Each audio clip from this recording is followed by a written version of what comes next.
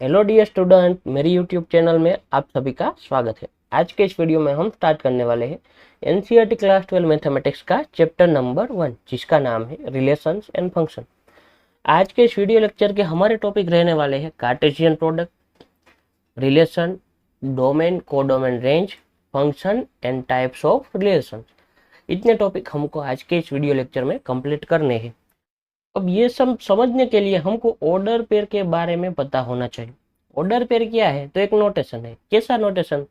तो किसी भी दो नंबर को यदि मैं इस तरह से लिख दूं कि ए कोमा बी और ब्रैकेट, तो ये जो नोटेशन बना इसी को हम क्या बोलते हैं? Order pair. किसी भी दो नंबर आप ले सकते हैं, यानी कि मैं लिख दूं 1 3 2 -5 √2 1/√3, तो ये सभी क्या हो गई? ऑर्डर पेयर हो गई।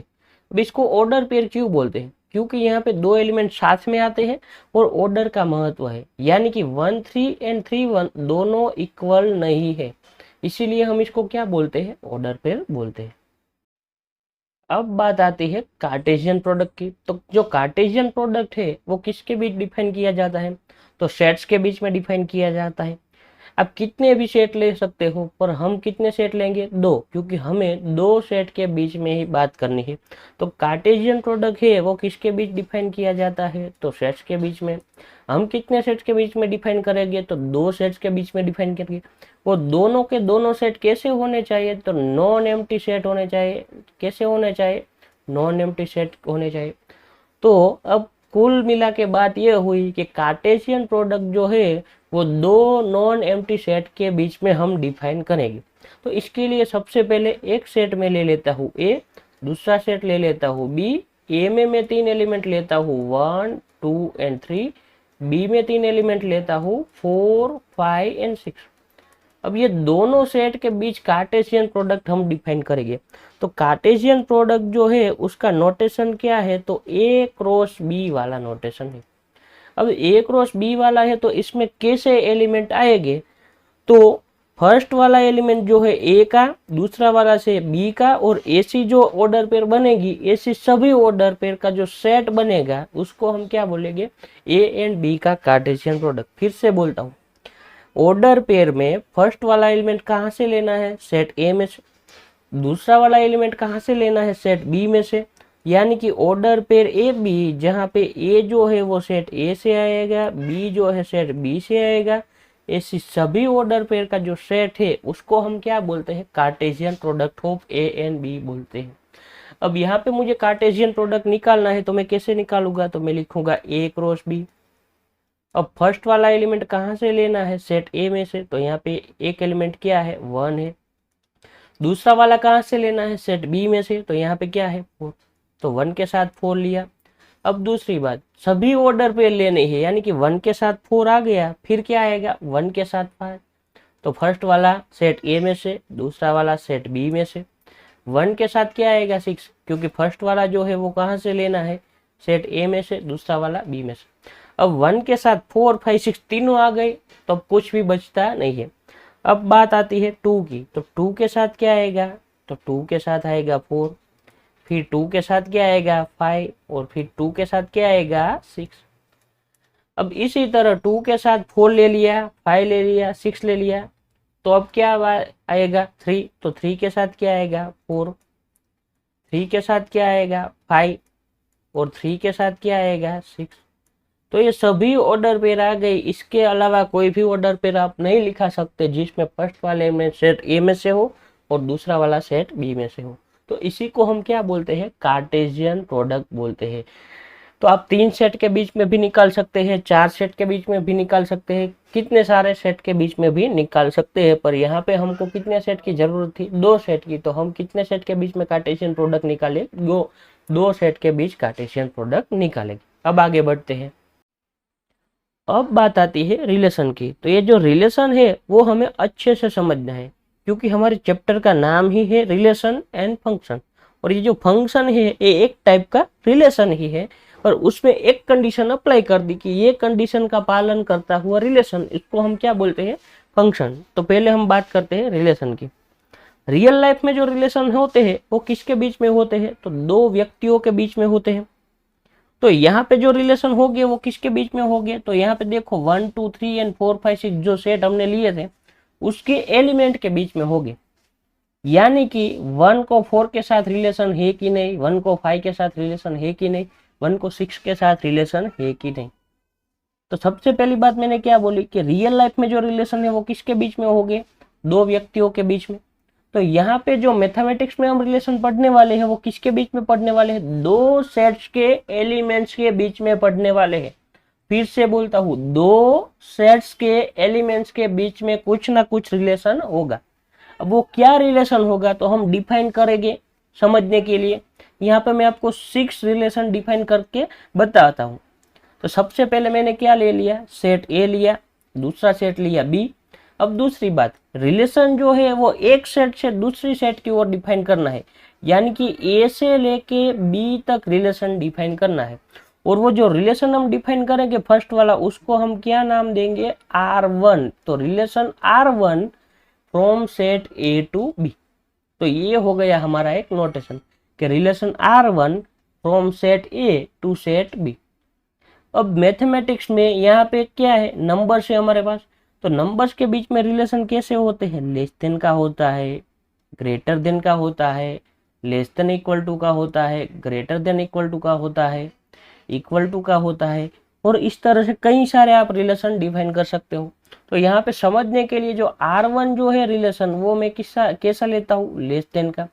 ये नोटेशन नहीं है, ये तो सिर्फ मैंने दर्शाया कि R1 जो है वो कैसा रिलेशन है, लेस देन का। किसके बीच में, तो सेट ए के एलिमेंट को सेट बी के एलिमेंट के साथ कौन सा रिलेशन है, लेस देन का। इसका मतलब क्या हुआ, यहाँ पे देखो 1 जो है वो 4 से छोटा है। आप बोलोगे हाँ है, 1 जो है वो 4 से छोटा है, यानी कि 1 को 4 के साथ कौन सा रिलेशन है, R1 का। तो उसको मैं डिनोट कैसे करूँगा कि 1 R1 4। ये क्या हो गया हमारा एक नोटेशन कि 1 को 4 के साथ कौन सा रिश्ता है, R1 वाला रिश्ता है। फिर इसी तरह आप बोलोगे 1 जो है वो 5 से भी छोटा है, तो 1 को 5 के साथ कौन सा रिश्ता है, R1 वाला। तो इसी तरह मैं ऐसा लिख सकता हूँ 1 R1 5। अब इसी तरह 1 को किसके साथ रिलेशन है, 6 के साथ रिलेशन है। तो मैं ऐसा बोल सकता हूँ 1 R1 6। अब इसी तरह 2 को किसके साथ रिलेशन होगा, तो आप बोलोगे 4 के साथ होगा, 2 को 5 के साथ होगा, और 2 को 6 के साथ रिलेशन होगा। इसी तरह 3 को किसके साथ रिलेशन होगा, 4 के साथ रिलेशन होगा, 5 के साथ होगा, और 6 के साथ होगा। अब ये यहाँ पे 2R1 4 3R1 4 ऐसा नहीं लिखता, ये आप लोग लिख लेना कि 1 को 4 के साथ रिलेशन था, तो ये जो क्या था नोटेशन, 1 को 4 के साथ R1 वाला रिलेशन है। अब हमें क्या करना है, ध्यान से देखिएगा। R1 जो था उसका हम एक सेट बनाएंगे, रिलेशन का सेट बनाएंगे R1। उसमें कैसे लिखेंगे, 1 को 4 के साथ रिलेशन था, कौन सा, R1। तो 1 को 4 के साथ रिलेशन है, इसीलिए 1 4 की ऑर्डर पेयर को हम R1 वाले सेट में डाल देंगे। तो आप बोलोगे इसी तरह 1 को 5 के साथ कौन सा रिश्ता था, R1 वाला। तो 1 5 की ऑर्डर पेयर को हम किस में डाल देंगे, R1 में। इसी तरह आप बोलोगे 1 को 6 के साथ रिलेशन था, कौन सा था, R1 वाला। तो 1 6 को भी कहाँ पे डाल देंगे, R1 में। इसी तरह आप बोलोगे 2 को 4 के साथ रिलेशन था, कौन सा रिलेशन था, R1 का। तो आप 2 4 को डाल दोगे, इसी तरह 2 5 को डाल दोगे, इसी तरह 2 6 को डाल दोगे, इसी तरह 3 4 को भी डाल दोगे, इसी तरह 3 5 को भी डाल दोगे, और इसी तरह 3 6 को भी डाल दोगे। तो ये क्या हो गया, R1 का सेट। अब ध्यान से देखो, सेट ए के सभी एलिमेंट और बी के सभी एलिमेंट की ऑर्डर पे सभी आ गए, यानी कि यहाँ पे देखो हमने ए क्रॉस बी वाली जो सेट बनाया था 1 4 1 5 1 6 2 4 2 5 2 6 3 4 3 5 3 6। तो यहाँ पे जो हमारा R1 वाला जो सेट बना वो कैसा बना, 1 4 1 5 1 6 2 4 2 5 2 6 3 4 3 5 3 6 वाला। यानी कि जो R1 बना वो हमारा क्या बना, ए क्रॉस बी वाला सेट बना। ऐसा जरूरी नहीं है कि ऐसा बनता ही बनेगा ही। R1 का हमने क्या बना लिया, एक सेट बना लिया, और वो जो सेट है उसी को हम क्या बोलते हैं, रिलेशन। मैंने क्या बोला, रिलेशन किसके बीच में होगा, दो सेट के बीच में। यहाँ से फर्स्ट वाले सेट के एलिमेंट को दूसरे वाले सेट के एलिमेंट के साथ R1 वाला रिश्ता है तो उसका नोटेशन क्या है, 1 को 4 के साथ R1 का रिलेशन है, 1 को 5 के साथ R1 का रिलेशन है। इसी तरह सभी एलिमेंट के लिए हम लिख सकते हैं। बाद में क्या करना है, तो ये जो R1 का जो सेट है उसी को हम क्या बोलते हैं, रिलेशन। तो ये जो रिलेशन है वो क्या है, तो R1 वाला सेट। अब दूसरी बात, मैं यहाँ पे दूसरा रिलेशन लेता हूँ R2। कहाँ से कहाँ तक था, तो A से B तक का। R2 में लेता हूँ ग्रेटर देन का। तो अब बताओ, 1 जो है 4 से बड़ा है, नहीं है। 1 जो है 5 से बड़ा है, नहीं है। 1 जो 6 से बड़ा है, नहीं है। 2 भी 4 5 6 तीनों से बड़ा नहीं है। 3 भी 4 5 6 किसी से भी बड़ा नहीं है। तो यहाँ पे ए सेट के किसी भी एलिमेंट को बी सेट के किसी भी एलिमेंट के साथ रिश्ता नहीं है। तो अगर मुझे R2 का सेट बनाना है रिलेशन का, तो मैं बना सकता हूँ। आप बोलोगे नहीं बना सकते, तो मैं इस तरह से लिख सकता हूँ, R2 का जो सेट है वो एम्प्टी है, यानी कि कोई भी एलिमेंट नहीं है। और इसका नोटेशन क्या है हमारे पास, 5। यानी कि जो R2 का सेट बना ग्रेटर देन वाला रिलेशन का सेट, वो कैसा बना, एम्प्टी बना। बात समझ में आई कि R2 में सेट A के किसी भी एलिमेंट को सेट B के एलिमेंट के साथ R2 वाला रिश्ता नहीं था, यानी कि ग्रेटर देन वाला रिश्ता नहीं था। तो R2 का जो सेट आया वो कैसा आया, एम्प्टी आया। आप ऐसा नहीं बोल सकते कि यहाँ पे 4 जो है 1 से बड़ा है तो 4 को 1 के साथ जोड़ दो, ऐसा आप नहीं बोल सकते। क्यों, इसीलिए तो मैंने बोला A से B पे हमको क्या करना है, रिलेशन डिफाइन करना है। बात समझ में आई। तो ये हो गया R2 का रिलेशन। अब तीसरी बात, यहाँ पे मैं रिलेशन लेता हूँ डिवाइड का। अब कितनों को पता होगा डिवाइड का रिलेशन क्या है, और किसी को नहीं पता होगा। कैसा रिलेशन, डिवाइड का। डिवाइड का मतलब क्या है, तो सिंपल तरीके से समझाता हूँ। यदि 1 के टेबल में यहाँ पे कोई भी एलिमेंट आता है तो उसको 1 डिवाइड करता है, ऐसा हम बोल सकते हैं। यानी कि 1 के टेबल में तो आप जानते हो सभी एलिमेंट आते हैं। 1 4 जा 4, तो 1 को 4 के साथ रिलेशन है, कौन सा, डिवाइड का। 1 5 जा 5, तो 1 को 5 के साथ रिलेशन है, कौन सा, डिवाइड का। 1 6 जा 6, तो 1 को 6 के साथ रिलेशन है, कौन सा, डिवाइड का। तो यहाँ पे मैं सेट बनाता जाता हूँ, R3 का सेट। R3 का जो सेट बनाऊंगा, यहाँ पे कितने एलिमेंट आए, 1 4 आया, 1 5, 1 6। अब 2 जो है वो किसको डिवाइड करता है, 4 को डिवाइड करता है, तो 2 4 लिख दूंगा। फिर 2 जो है वो 5 को डिवाइड नहीं करता। 2 किसको डिवाइड करता है, 6 को, तो यहाँ पे मैं लिख दूंगा 2 6। 2 5 लिख नहीं सकता। फिर 3 जो है वो किसको डिवाइड करता है, तो 4 को भी डिवाइड नहीं करता, 5 को भी नहीं करता, और किसको डिवाइड करता है, 6 को। तो यहाँ पे लिख दूंगा 3 6। तो ये बन गया हमारा R3 का रिलेशन। यानी कि रिलेशन क्या है, एक सेट है जिसमें दो एलिमेंट एक दूसरे के साथ इस वाले रिलेशन से जुड़े हुए होंगे। अब डिवाइड का नोटेशन क्या है, तो मैं यहाँ पे दिखा देता हूँ, क्योंकि आगे हमको जरूरत पड़ेगी। कि 1 जो है वो 4 को डिवाइड करता है, तो 1 को 4 के साथ डिवाइड का नोटेशन ये है, वर्टिकल लाइन, 1 डिवाइड 4। अगर 2 जो है वो 5 को डिवाइड नहीं करता, तो यहाँ पे क्या है नोटेशन, 2 जो है डज नॉट डिवाइड 5, कि 2 5 को डिवाइड नहीं करता। दूसरी तरह से हमको लिखना है तो हम कैसे लिखेंगे, 1 डिवाइड 4, यानी कि 1 को 4 के साथ कौन सा रिश्ता है, R3 वाला। अब इसी तरह मुझे लिखना है कि 2 को 5 के साथ R3 वाला रिश्ता नहीं है, तो 2 R3 5 नहीं लिखना, तो मैं क्या करूँगा, 2 R3 5 और यहाँ पे क्रॉस लाइन कर दूंगा। यानी कि 2 को 5 के साथ R3 वाला रिलेशन नहीं है। इसी तरह हम यहाँ पे भी लिख सकते हैं कि 1 को 4 के साथ R2 वाला जो रिश्ता है वो नहीं है, यानी कि क्रॉस लाइन कर देंगे। समझ में आई बात। तो ये सभी क्या थे, नोटेशन, कि 1 को 4 के साथ रिलेशन है तो 1 R1 4, 1 को 4 के साथ R2 का रिलेशन नहीं है, तो 1 R2 4 पर यहाँ पे क्रॉस लाइन। अब डिवाइड का नोटेशन क्या है, तो ये जो है नोटेशन किसका है, डिवाइड का। डिवाइड का मतलब क्या होता है, यानी कि 4 को यदि हम 1 से डिवाइड करेंगे यानी कि भाग करेंगे, तो रिमाइंडर यानी कि शेष कितनी आएगी, 0 आएगी। और 5 जो है उसको 2 से डिवाइड करेंगे, यहाँ पे देखो 5 जो है उसको हम 2 से डिवाइड करेंगे, तो 2 2 जा क्या होगा 4, और रिमाइंडर कितना आएगा 1, यानी कि 2 जो है वो 5 को डिवाइड नहीं करता, यानी यहाँ पे रिमाइंडर कितना आना चाहिए, 0 आना चाहिए। तो ये बात हो गई हमारी कैसी, कि R1 R2 and R3 relation. अब इसका मतलब ये नहीं कि हम ऐसा ही रिलेशन डिफाइन करें, आप कोई भी रिलेशन डिफाइन कर सकते हो। यहाँ पे मैं एक रिलेशन लेता हूँ R4, कहाँ से कहाँ तक का, A से B तक का। यदि मैं R4 ऐसा डिफाइन करूँ कि सेट A का एलिमेंट A जो है उसको B के साथ रिलेशन है, यदि A इक्वल टू B-2 हो, तब ये मैंने अपनी तरफ से बनाया रिलेशन। A के एलिमेंट को B के एलिमेंट के साथ रिलेशन है, कब, जब A इक्वल टू B-2 होगा तब।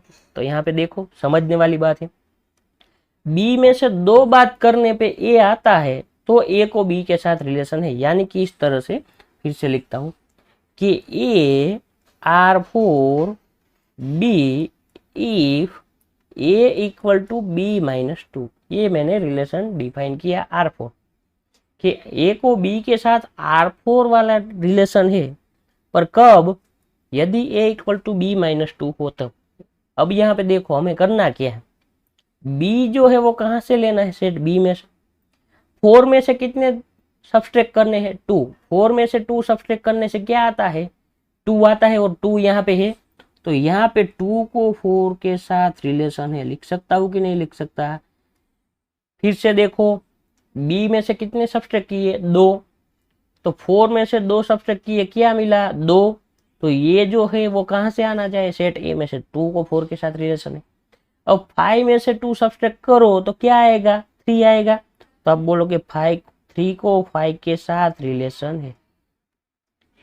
अब 6 में से 2 सब्ट्रैक्ट करोगे तो क्या आएगा, 4, ये यहाँ पे 4 है हमारे पास, नहीं है, तो यहाँ पे जो R4 का जो सेट बनेगा उसमें कितने एलिमेंट आएंगे, तो 2 ही एलिमेंट आएंगे, 2 4 एंड 3 5। समझ में आई बात। A को B के साथ रिलेशन तभी है यदि ऐसा हो।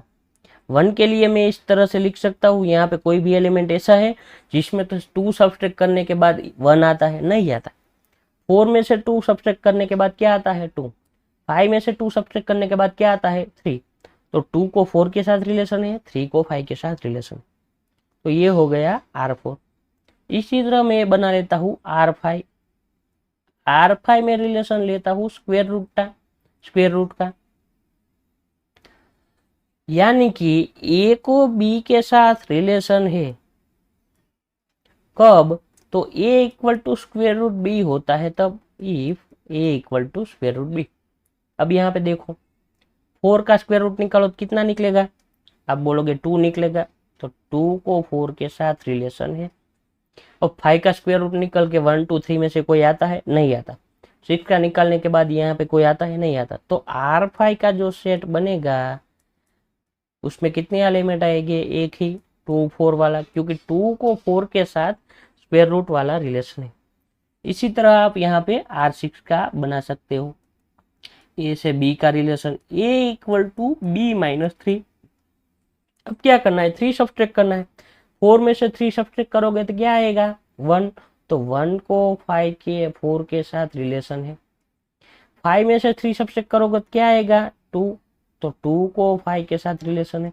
और 6 में से 3 सब्ट्रैक्ट करोगे क्या आएगा, 3, तो 3 को 6 के साथ रिलेशन है। तो इसका मतलब क्या हुआ कि R6 का जो सेट बना उसमें कैसे एलिमेंट आएंगे, तो 1 4 वाला आएगा, फिर 2 5 वाला एलिमेंट आएगा, और 3 6 वाला आएगा। तो ये बात हो गई रिलेशन की, R1 R2 R3 R4 R5 and R6 ये रिलेशन क्या होते हैं। अब आगे बढ़ते हैं। अब हमें रिलेशन की डेफिनेशन समझनी है। अब इसके लिए हमको सबसेट के बारे में पता होना चाहिए। अगर नहीं पता तो मैं यहाँ पे समझाता हूँ, अच्छे से समझना। सेट ए में 3 एलिमेंट है, इसके हमको क्या करने हैं, सबसेट निकालने हैं। तो सबसे पहले पूरे का पूरा जो सेट है ना, सेट ए, उसको हम क्या बोल देंगे, उसी का सबसेट बोल देंगे, यानी कि 1 2 3 वाला सेट। दूसरा जो है वो एम्प्टी सेट जो है उसको हम क्या बोल देंगे, ये आपको फिक्स ध्यान में रखना है कि एम्प्टी सेट है वो किसी भी सेट का सबसेट होगा, यानी कि ए के लिए भी होगा, बी के लिए भी होगा, ए क्रॉस बी के लिए भी होगा।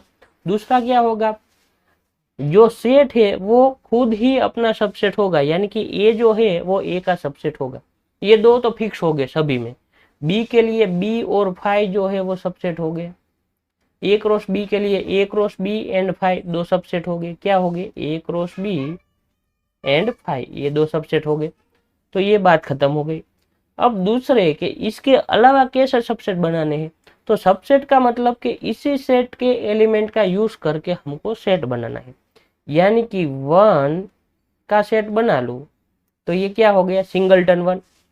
इसी तरह 2 का सेट बना लूं तो सिंगलटन 2। इसी तरह 3 का सेट बना लूं सिंगलटन 3।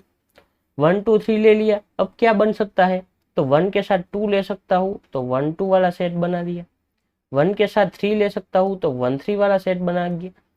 और 2 के साथ 3 ले सकता हूँ तो 2 3 वाला सेट बना दिया। अब इसके अलावा क्या बनेगा, तो आप बोलोगे 1 के साथ 2 आ गया, 1 के साथ 3 आ गया, फिर 2 के साथ 3 आ गया, तो अब कोई भी बचता नहीं है। फिर आप ये बोलोगे कि 2 के साथ 1 लो, तो इस तरह से हम नहीं लिख सकते, क्योंकि सेट जो है वो अनऑर्डर पेयर है। पहले मैंने बताया ना ऑर्डर पेयर, वो क्या थी, ऑर्डर पेयर। सेट में जो ये जो नोटेशन है ए बी वाला, ये अनऑर्डर पेयर का है, यानी कि सेट में एक एलिमेंट 1 2 और 2 1 दोनों का मतलब एक ही है, यानी कि 1 2 और 2 1 दोनों अलग अलग नहीं है। तो ये बात आपको ध्यान में रखनी है। तो यानी कि कितने सबसेट बने, 1 2 3 4 5 6 7 एंड 8। तो यहाँ पे 3 एलिमेंट थे और यहाँ पे सबसेट कितने बने, 8। तो 2 की पावर 3 करोगे तो क्या आएगा, 8 आएगा। तो ये हमें फॉर्मूला याद रखना है। यदि ए में एलिमेंट की संख्या जो है वो n है, यानी कि number of element in set A is n, then subset of A के सबसेट कितने बनेंगे, तो 2n जितने बनेंगे। यानी कि यहाँ पे 3 एलिमेंट थे तो 2 की 3 पावर यानी कि 8 एलिमेंट क्या आएंगे, 8 सबसेट आ गए।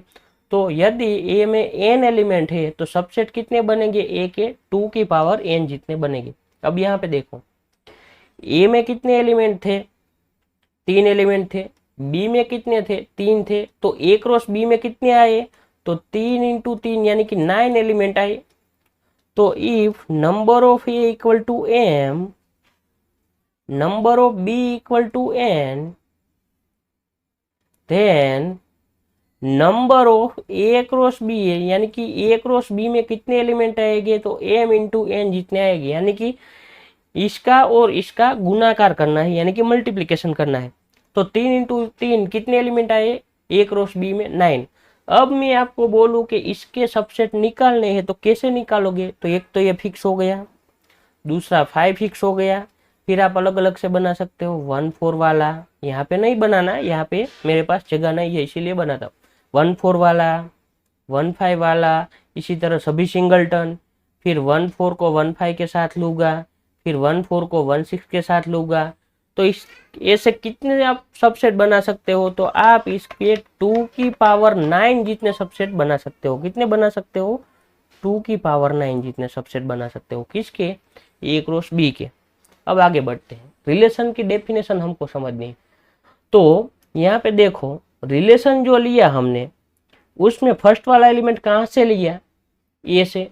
दूसरा वाला एलिमेंट कहाँ से लिया, बी से। तो जो रिलेशन में जो ऑर्डर पेयर आई वो कैसी ऑर्डर पेयर आई, तो ऐसी ऑर्डर पेयर आई जिसमें फर्स्ट वाला एलिमेंट ए में से हो, दूसरा वाला बी में से हो। तो यहाँ पे देखो, कोई भी रिलेशन उठा के देख लो, तो ए से बी पे डिफाइन किया है तो फर्स्ट वाला एलिमेंट ए से ही आएगा, दूसरा वाला बी से ही आएगा। और यहाँ पे ए क्रॉस बी के हमें सबसेट निकालना है, तो ए क्रॉस बी के सबसेट जो निकलेंगे उसमें फर्स्ट वाला एलिमेंट कहाँ से आएगा, सेट ए में से। दूसरा वाला कहाँ से आएगा, सेट बी में से।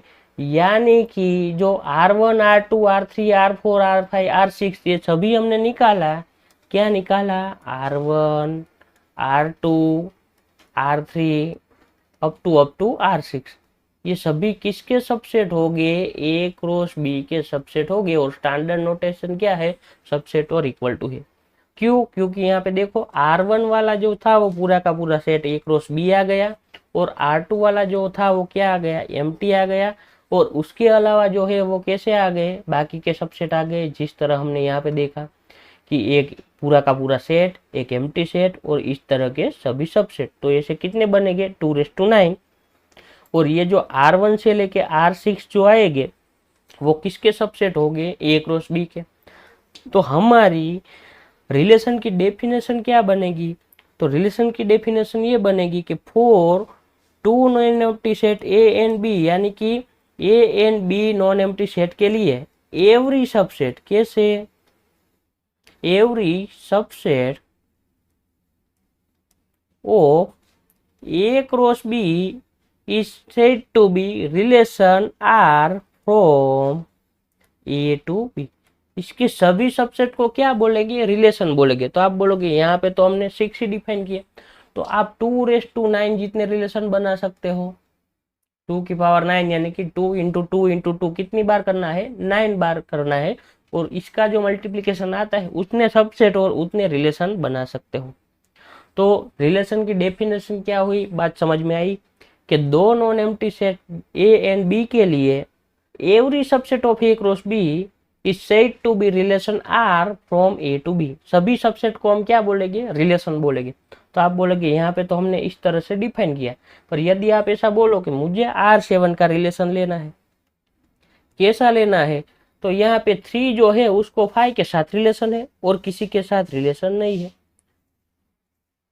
आप इसी तरह बोलो मुझे R8 का रिलेशन बना है, 1 को 4 के साथ रिलेशन है और किसी को किसी के साथ नहीं। तो ऐसे आप कितने बना सकते हो, 2⁹। तो ये हो गई हमारी रिलेशन की डेफिनेशन। अब बात आती है डोमेन, कोडोमेन एंड रेंज की, पर उसके पहले एक चीज बताना भूल गया तो मैं बता देता हूँ। यहाँ पे हमने 1 को 4 के साथ कनेक्ट किया, यानी कि 1 को 4 के साथ रिलेशन था, यानी कि 1 R1 4 लिखा, फिर 1 को 4 के साथ रिलेशन R1 था तो यहाँ पे दिखाए। तो इसको हम दूसरी तरह से कैसे बोल सकते हैं, 4 इज इमेज ऑफ 1। 4 को क्या बोलते हैं, 1 की इमेज बोलते हैं। क्या बोलते हैं, 1 की इमेज। तो जितने एलिमेंट कनेक्टेड है उसको हम बोल सकते हैं 5 जो है वो किसकी इमेज है, 1 की भी है, 2 की भी है और 3 की। इसी तरह 6 जो है ये वाले सेट के एलिमेंट को इमेज बोलते हैं, किसकी, तो सेट ए वाले एलिमेंट की, यानी कि बी वाले सेट के एलिमेंट को ए वाले सेट के एलिमेंट की इमेज बोलते हैं। तो यहाँ पे 4 5 6 किसी की भी इमेज नहीं थी। यहाँ पे 4 किसकी इमेज थी, तो 1 की इमेज थी, फिर 2 की इमेज थी, 3 की नहीं थी। तो यहाँ पे 4 जो है 1 की और 2 की इमेज थी। इसी तरह 5 जो है किसकी इमेज थी, 1 की इमेज थी और 2 की और 3 की इमेज नहीं थी। तो इस तरह से हम बोल सकते हैं। अब बात आती है डोमेन, कोडोमेन एंड रेंज। तो पहले एक बात मगज में फिक्स कर लो, अपने माइंड में, दिमाग में सेट कर लो, क्या, ये जो सेट बी जो है ना वो हो जाएगा हमारा कोडोमेन। क्या हो जाएगा, कोडोमेन। ये सभी के लिए फिक्स है, कोडोमेन। दूसरा वाला जो सेट है सभी रिलेशन के लिए वो क्या हो जाएगा, कोडोमेन। तो पहले एक बात समझ में आ गई, हमें 3 टर्म समझने हैं, क्या, डोमेन, कोडोमेन एंड रेंज। उसमें कोडोमेन फिक्स हो गया, सेट बी जो है वो क्या हो गया, कोडोमेन। अब हमें समझना है डोमेन एंड रेंज के बारे में। अब डोमेन किसको बोलते हैं, ध्यान से समझना। सेट ए में से ऐसे एलिमेंट जो बी के साथ जुड़े हुए हैं, यहाँ पे देखो 1 2 3 तीनों जुड़े हुए थे, तो 1 2 3 का जो सेट बना ना उसको हम क्या बोलेंगे, डोमेन। क्या बोलेंगे, डोमेन। अब यहाँ पे देखो R1 जो रिलेशन था इसके लिए डोमेन क्या होगा हमारा, तो आप बोलोगे 1 2 एंड 3 क्या हो गया, डोमेन। अब मैं बोलूंगा R2 के लिए, तो मैंने बोला ए के ऐसे एलिमेंट जिसको बी के साथ कुछ ना कुछ रिश्ता होगा, जैसे कोई भी एलिमेंट नहीं है, तो R2 का डोमेन क्या होगा, तो आप बोलोगे एक भी एलिमेंट नहीं, और एक भी एलिमेंट नहीं तो क्या होगा, एम्प्टी सेट। R3 के डोमेन में कितने एलिमेंट आएंगे, 1 2 3, तो यानी कि इसका डोमेन क्या होगा, 1 2 एंड 3। तो ये बात हो गई डोमेन एक को डोमेन। यहाँ पे देख लेते हैं, यहाँ पे देखो डोमेन कितना आएगा, 2 और 3 दोनों कनेक्ट है, 1 कनेक्टेड नहीं है, तो 2 3 का जो सेट बना उसको क्या बोलते हैं, डोमेन। यहाँ पे क्या आएगा, सिंगलटन 2, यहाँ पे क्या आएगा, 1 2 3 तीनों। ये बात समझ में आ गई डोमेन वाली। डोमेन यानी कि सेट ए में से ऐसे एलिमेंट जिसको बी के साथ कुछ ना कुछ रिश्ता है, उस एलिमेंट का सेट। यानी कि 2 को 4 के साथ रिलेशन था, 3 को 5 के साथ रिलेशन था, तो 2 3 का जो सेट बना इसको हम क्या बोलते हैं, डोमेन। यहाँ पे तो क्या हुआ कि सभी आ गए 1 2 3, यहाँ पे भी सभी आ गए, पर यहाँ पे क्या हुआ, सिर्फ 2 3 आए, यहाँ पे सिर्फ 2 आया, और यहाँ पे 1 2 3 आए। अब डोमेन समझ में आ गया, को डोमेन। अब रेंज की बात, तो यहाँ पे जो डोमेन के लिए हमने बोला, इसी तरह रेंज के लिए बोलेंगे। क्या करना है हमें रेंज के लिए, तो यहाँ पे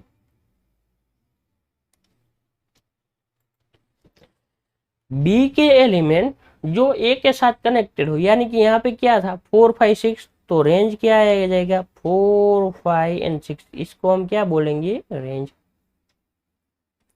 यहाँ पे 4 5 6 किसी के भी साथ कनेक्टेड नहीं है, तो यहाँ पे रेंज क्या आ जाएगा, एम्प्टी। यहाँ पे 4 5 6 तीनों कनेक्टेड है, तो यहाँ पे भी रेंज क्या आ जाएगा, 4 5 6। अब यहाँ पे देखो, यहाँ पे रेंज क्या होगा, यहाँ पे हमको सब पता चलेगा, क्योंकि यहाँ पे तो सभी के सभी आते हैं। डोमेन में भी सभी आए, रेंज में भी सभी आए, डोमेन में भी सभी आए, रेंज में भी सभी आए, डोमेन में एक भी नहीं आया, रेंज में भी एक भी नहीं आया। पर यहाँ पे देखो, डोमेन में कितने एलिमेंट आए, 2 3, रेंज में कितने आए, 4 5। डोमेन में कितना आया, 2, रेंज में कितना आया, 4। डोमेन में 1 2 3 एंड रेंज में 4 5 एंड 6। तो यहाँ पे बी के ऐसे एलिमेंट जो जुड़े हुए हैं उसको हम क्या बोलते हैं, रेंज। और ए के ऐसे एलिमेंट जो जुड़े हुए हैं इसको हम क्या बोलते हैं, डोमेन। और जो सेट बी पूरा का पूरा जो है वो क्या हो जाएगा, कोडोमेन। अब कोडोमेन और रेंज सेट बी से आता है, पर यानी कि दोनों सेट इक्वल नहीं है। यहाँ पे इक्वल होते हैं, सेट बी भी 4 5 6 था, रेंज भी 4 5 6 था। यहाँ पे बी 4 5 6 था, पर रेंज क्या था, एम्प्टी। यहाँ पे बी 4 5 6 था एंड रेंज भी 4 5 6 थे। यहाँ पे देखो, बी जो 4 5 6 था और रेंज में कितने एलिमेंट आए, 2, 4 एंड 5, 4 5 नहीं पर 4 5। फिर यहाँ पे 4 आया और यहाँ पे 4 5। तो ये बात हो गई डोमेन, कोडोमेन एंड रेंज की। अब हम आगे बढ़ते हैं फंक्शन में। अब बात आती है फंक्शन की। तो फंक्शन अब शॉर्ट में समझ लेते हैं। आपको रिलेशन में समझ आ गया सब कुछ कि रिलेशन किसको बोलते हैं। तो फंक्शन जो है क्या है, एक टाइप का रिलेशन है। कैसा रिलेशन, तो ऐसा रिलेशन जिसमें सेट ए के सभी एलिमेंट को सेट बी में यूनिक इमेज मिलनी चाहिए। ये है हमारी फंक्शन की डेफिनेशन, बात खत्म। सिर्फ इतना सा है, फिर भी फंक्शन समझ में आपको दिक्कत होती है। फिर से बोलता हूँ, ऐसा रिलेशन जिसमें सेट ए के सभी एलिमेंट को सेट बी में यूनिक इमेज मिलनी चाहिए। यहाँ पे देखो, फर्स्ट वाला जो डायग्राम है उसमें हम देख रहे हैं ए के सभी एलिमेंट को इमेज मिलती है, हाँ मिलती है। कैसी मिलती है, यूनिक यानी कि इस एलिमेंट की एक ही इमेज मिलनी चाहिए, मिली। इसकी एक ही इमेज मिलनी चाहिए, मिली। इसकी एक ही इमेज मिलनी चाहिए, मिली। इसकी एक ही इमेज मिलनी चाहिए, मिली। इसकी एक ही इमेज मिलनी चाहिए, मिली। तो इसको हम क्या बोलेंगे, फंक्शन। तो इसको हम बोलेंगे function F from A to B. Relation जो था उसको आर को मैंने किससे रिप्लेस कर दिया, एफ से रिप्लेस कर दिया। तो ये बात हो गई फंक्शन की। अब यहाँ पे देखो, डेफिनेशन क्या थी, सेट ए के सभी एलिमेंट को, तो यहाँ पे 2 एलिमेंट तो बच गए। तो ये जो है फंक्शन है हमारा, नहीं है। ये फंक्शन था, ये नहीं है। क्यों, क्योंकि सभी एलिमेंट के लिए इमेज मिलनी चाहिए। तो पहले तो यहाँ पे 2 एलिमेंट बाकी रह गए, तो इसको हम फंक्शन नहीं बोलते। यहाँ पे देखो, सेट ए के सभी एलिमेंट को इमेज तो मिलती है पर यूनिक नहीं मिलती। क्यों, क्योंकि यहाँ पे ये यदि मैं ए लिख दूं तो ए की इमेज 1 एंड 2 दो मिलती है। ए की एक इमेज क्या है 1 और ए की दूसरी इमेज क्या है 2, तो ए की कितनी इमेज मिलती है 2 मिलती है, यानी कि यूनिक नहीं मिलती, तो ये फंक्शन नहीं है। और यहाँ पे देखो, यहाँ पे आपको लगेगा कि यहाँ पे भी फंक्शन नहीं है, पर यहाँ पे देखो, इसको मैं ए बोलूँ, इसको बी बोलूँ, इसको सी बोलूँ और इसको डी बोलूँ, और यहाँ पे 1 2 एंड 3 बोलूँ, तो एक की इमेज क्या है देखो, तो ए की इमेज क्या है 1, तो ए की इमेज 1 है। फिर बी की इमेज क्या है 1, फिर सी की इमेज क्या है 2 और डी की इमेज क्या है 2। तो मैंने क्या बोला, सेट ए के सभी एलिमेंट को यूनिक इमेज मिलनी चाहिए। तो यहाँ पे ए का एलिमेंट ए था, तो ए की कितनी इमेज मिली, एक ही मिली। यहाँ पे दिखाओ तो ए की किसी और इमेज मिलती है, नहीं मिलती। बी की कितनी इमेज मिली, एक ही मिली। बी की यहाँ पे दूसरी इमेज दिखाई देती है, नहीं दिखाई देती। सी की कितनी इमेज मिली, एक ही मिली। दूसरी इमेज दिखाई देती है, नहीं दिखाई देती। डी की इमेज कितनी मिली, एक ही मिली। यहाँ की दो की एक मिलती है, पर हमारी डेफिनेशन क्या है, सेट ए के सभी एलिमेंट के लिए सेट बी में यूनिक इमेज मिलनी चाहिए। यानी कि ए के लिए यूनिक थी, बी के लिए यूनिक थी। यहाँ क्या था, ए की भी 1 थी और ए की भी 2 थी, यानी कि एक एलिमेंट की 2 इमेज थी। 2 एलिमेंट की एक इमेज चलेगी, पर एक एलिमेंट की 2 इमेज नहीं चलनी। तो यहाँ पे इसको हम क्या बोलेंगे, फंक्शन। तो ये जो 4 डायग्राम थे, उसी से आपको पता चलेगा कि किसको फंक्शन बोलते हैं। तो ये जो फर्स्ट वाला है वो फोर्थ वाला था, वो फंक्शन था, और सेकंड एंड थर्ड नहीं था। अब यहाँ पे मैं बात बोलूँ डोमेन, को डोमेन, रेंज, तो आप बोलोगे जो आगे समझ में आया वो, जो बी सेट है वो क्या हो जाएगा, को डोमेन फंक्शन के लिए। किसके लिए, फंक्शन के लिए। यानी कि ये दोनों की बात नहीं है, रिलेशन में तो समझ लिए, तो ये रिलेशन ही है, इसी में को डोमेन, डोमेन, रेंज समझना है। अब दूसरी बात, फंक्शन की डेफिनेशन ध्यान से सुनो। सेट ए के सभी एलिमेंट के लिए यूनिक इमेज मिलनी चाहिए, उसी को फंक्शन बोलते हैं। और सेट ए के सभी एलिमेंट के लिए इमेज मिलती, यानी कि सभी एलिमेंट यहाँ पे जुड़े हुए हैं, तो सेट ए पूरा का पूरा जो है वो क्या हो जाएगा, डोमेन। किसके लिए, फंक्शन के लिए, रिलेशन के लिए नहीं। फंक्शन के लिए सेट ए पूरा का पूरा क्या हो जाएगा, डोमेन। और रेंज की बात करें तो यहाँ पे इतने एलिमेंट से जो सेट बना हमारा, यानी कि ये दोनों को बात करके, तो ये जो हुआ वो क्या होगा, रेंज हो जाएगा। बात समझ में आई। को डोमेन तो फिक्स था, डोमेन वहां पे भी आधा मिलता था, पर यहाँ पे पूरा का पूरा मिलेगा। और रेंज क्या होगा, पूरा भी मिल सकता है, आधा भी मिल सकता है, कोई भी मिल सकता। तो ये बात हो गई हमारी फंक्शन की पूरी। डोमेन, को डोमेन, रेंज एंड फंक्शन की बात पूरी। अब हम आगे बढ़ते हैं टाइप्स ऑफ रिलेशन में। अब बात आती है टाइप्स ऑफ रिलेशन की। वैसे तो कई सारे रिलेशन के टाइप है, पर हमको 3 टाइप्स पढ़ने हैं। फर्स्ट है रिफ्लेक्सिव, दूसरा है सिमेट्रिक, और तीसरा है ट्रांजिटिव। अब ये 3 रिलेशन समझने के लिए सबसे पहले एक बात समझ लेते हैं। अभी हमने क्या देखा कि relation R from A to B था, यानी कि ए से बी पे रिलेशन डिफाइन किया था। अब हम क्या करेंगे, जो सेट बी है उसको ए से रिप्लेस करेंगे, यानी कि relation R from A to A. अब इसको हम ऐसे नहीं बोलेंगे कि relation R from A to A, इसको हम क्या बोलेंगे, रिलेशन ऑन सेट ए। तो अब जो भी डिस्कशन हम करेंगे वो इस पे ही करेंगे, relation R on set A, यानी कि सेट ए पे रिलेशन डिफाइन करना है। यानी कि जो रिलेशन का सेट था उसमें एक एलिमेंट ए से आता था, दूसरा बी से आता था, तो यहाँ पे क्या होगा, दोनों के दोनों एलिमेंट कहाँ से आएंगे, सेट ए में से आएंगे। अब रिफ्लेक्सिव रिलेशन की डेफिनेशन क्या है, तो ये बात समझ लेते हैं सबसे पहले कि for every a belongs to A, इस सेट ए के सभी एलिमेंट के लिए क्या होना चाहिए, if A belongs to R, यानी कि ए वाली ऑर्डर पे रिलेशन में आती है, तो जो आर जो है उसको हम क्या बोलते हैं, रिफ्लेक्सिव। क्या बोलते हैं, आर इज रिफ्लेक्सिव। फिर से बोलता हूं, यदि सेट ए के सभी एलिमेंट के लिए ए बिलोंग्स टू आर यानी कि ए वाली ऑर्डर पे रिलेशन में आती है तो हम आर को क्या बोलेंगे, रिफ्लेक्सिव। एग्जांपल देता हूं तब आपको समझ में आएगा। सेट ए मेरे पास था 1 2 3 वाला। अब हमने देखा कि जो बी सेट था उसको हमने किससे रिप्लेस किया, 1 2 3 से यानी कि ए से। तो दोनों एलिमेंट कहाँ से आएंगे, ए में से। अब रिलेशन में आर बनाता हूँ तो रिफ्लेक्सिव होने के लिए मेरे पास क्या होना चाहिए, तो यहाँ पे देखो सेट ए के सभी एलिमेंट के लिए, ध्यान से समझना, थोड़ा टाइम लूंगा, पर एक्सरसाइज 1.1 जो है वो पूरी तीनों रिलेशन पे है, रिफ्लेक्सिव, सिमेट्रिक एंड ट्रांजिटिव पे। तो सभी एलिमेंट के लिए क्या होना चाहिए, ए वाली ऑर्डर पे आनी चाहिए। तो यहाँ पे 1 2 3 है तो पहले तो 1 1 वाली ऑर्डर पे रिलेशन में आनी चाहिए, 2 2 वाली आनी चाहिए और 3 3 वाली आनी चाहिए। इसके अलावा कोई भी आए तो हमें कोई दिक्कत नहीं है, यानी कि आए न आए इसके हमें कोई दिक्कत नहीं है। यानी कि 1 1 2 2 3 3 आ गया, बात खत्म। ये है नहीं है, हमें कोई भी परेशानी नहीं है। तो जो आर बना वो क्या बना, रिफ्लेक्सिव बना। यदि मैं ऐसा रिलेशन बनाता हूँ जिसमें 1 1 है, 3 3 है, पर 2 2 नहीं है, क्या नहीं है, 2 2, तो ये जो है रिफ्लेक्सिव नहीं होगा। तो ये बात हो गई रिफ्लेक्सिव रिलेशन की, समझ में आ गया।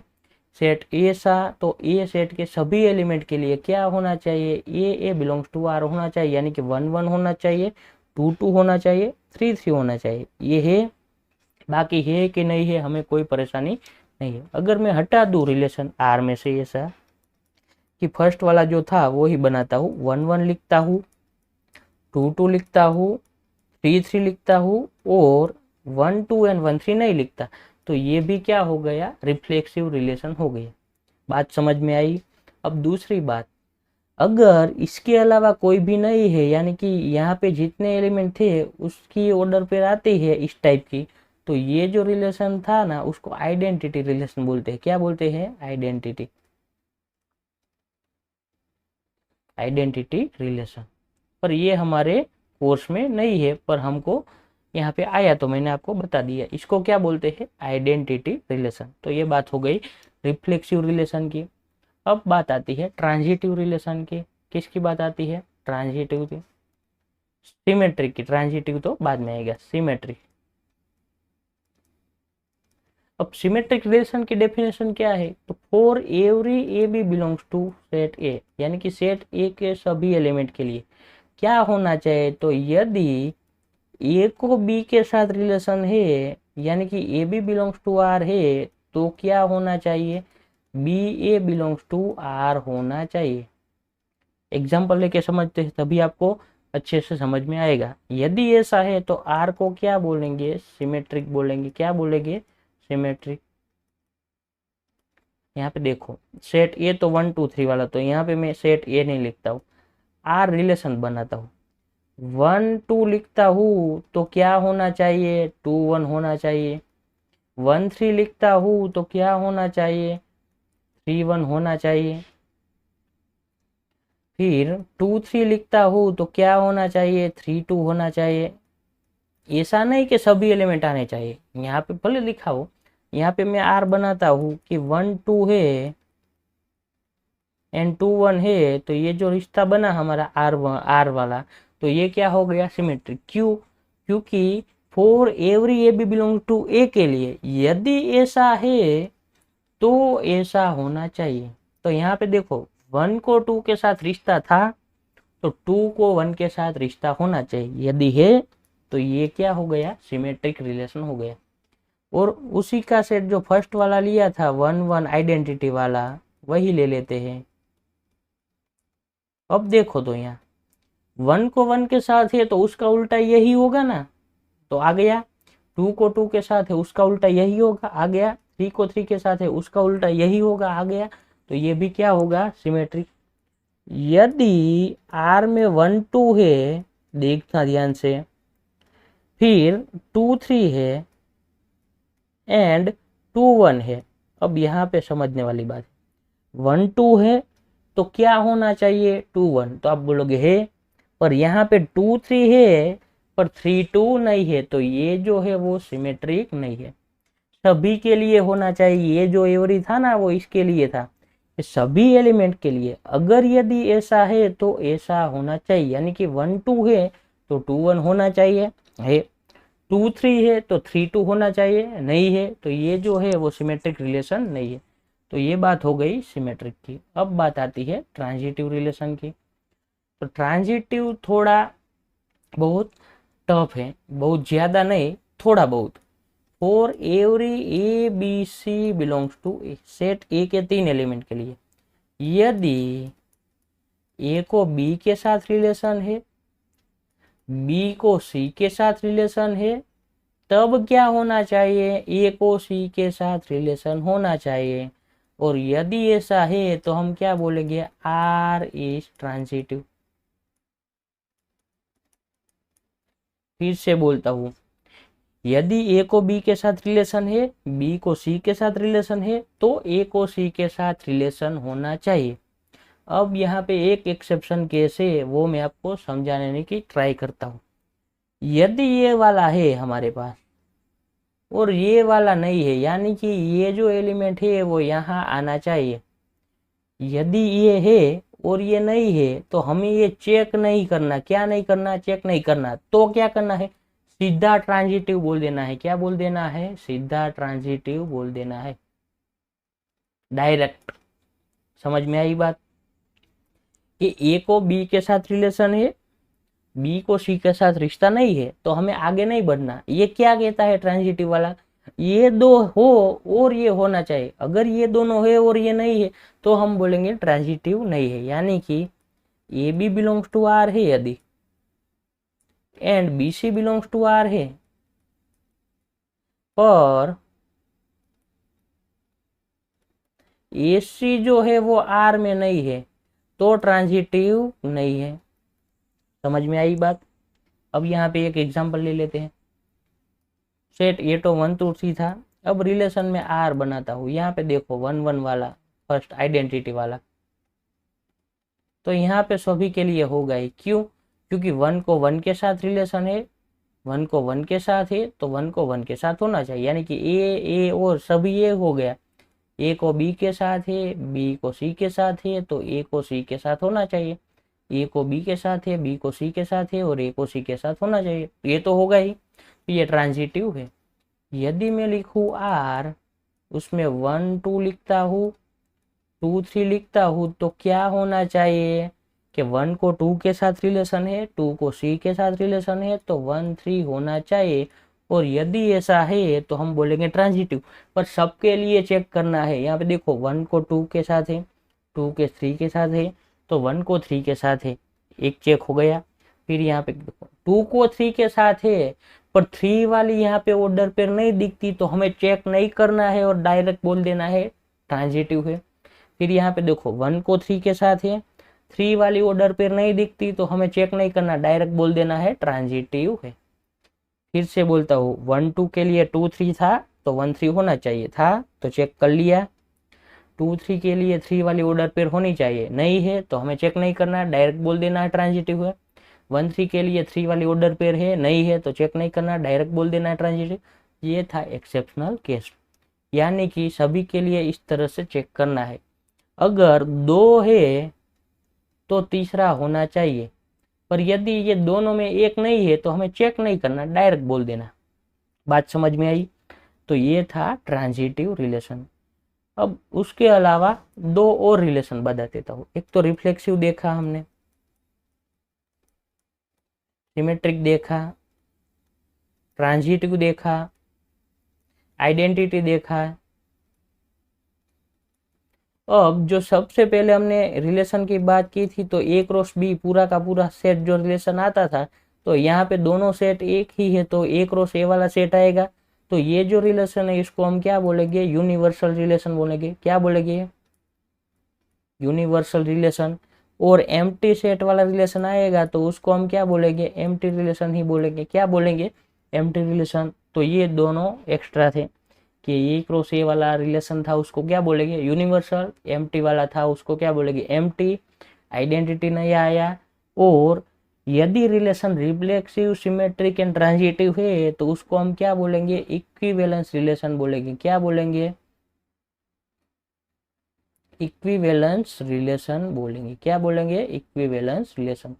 तो यहाँ पे हमारी बात खत्म हुई टाइप्स ऑफ रिलेशन की, यानी कि reflexive relation, symmetric relation, transitive relation, universal relation, empty relation, identity relation and equivalence. Equivalence किसको बोलते हैं, रिफ्लेक्सिव, सिमेट्रिक और ट्रांजिटिव तीनों होना चाहिए। तो ये वाला जो था यहाँ पे देखो, ये रिफ्लेक्सिव थी था, सिमेट्रिक भी था और ट्रांजिटिव भी था। तो ये क्या हो गया, इक्विवेलेंस रिलेशन हो गया। तो यहाँ पे वीडियो खत्म करते हैं। अगर वीडियो पसंद आता है तो वीडियो को लाइक करें, अपने फ्रेंड्स के साथ शेयर करें और मेरी चैनल को सब्सक्राइब कर दीजिए। नेक्स्ट वीडियो में मिलते हैं।